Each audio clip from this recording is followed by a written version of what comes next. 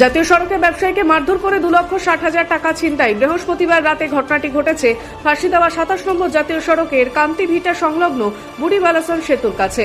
আক্রান্ত ব্যবসায়ীর নাম মোহাম্মদ রোজাব আলী, কমলাল জোতের গোয়ালজোত এলাকার বাসিন্দা।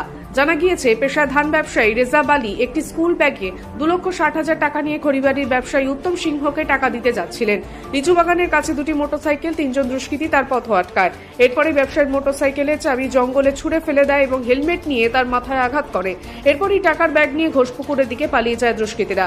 পরে খবর দেওয়া হয় ঘটনাস্থলে। ফাঁসি দেওয়া ও ঘোষপুকুর থানার পুলিশ সেখানে পৌঁছয়।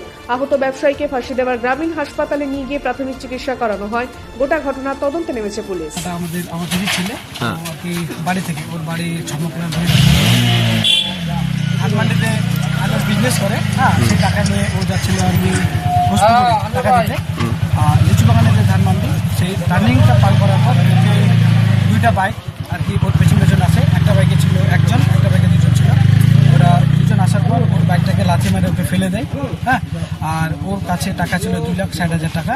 সেই টাকা ব্যাগ নিয়ে গেছে আর ওর বাইকের চাবি জঙ্গলের মধ্যে ফেলে দিয়ে ওখান থেকে এখন তদন্ত করতেছে। বাকি আমরা বলবো যে এইটা যাতে ভালোমতো তদন্ত করে। কে বা কারা এর সাথে জড়িত বা কি মনে হচ্ছে, সন্দেহ কিছু হচ্ছে আপনাদের? সেটা আমরা এখনো বলতে পারতেছি না, স্যার ওটা তদন্ত করতেছে। আপনারা তো থানায় লিখিত কমপ্লেন দেবেন না, আমরা সেটা ভাবছি। জাতীয় সড়কে ব্যবসায়ীকে মারধর করে 2,60,000 টাকা ছিনতাই। বৃহস্পতিবার রাতে ঘটনাটি ঘটেছে ফাঁসি দেওয়া 27 নম্বর জাতীয় সড়কের কান্তিভিটা সংলগ্ন বুড়ি বালাসন সেতুর কাছে। আক্রান্ত ব্যবসায়ীর নাম মোহাম্মদ রোজাব আলী, কমলাল জোতের গোয়ালজোত এলাকার বাসিন্দা।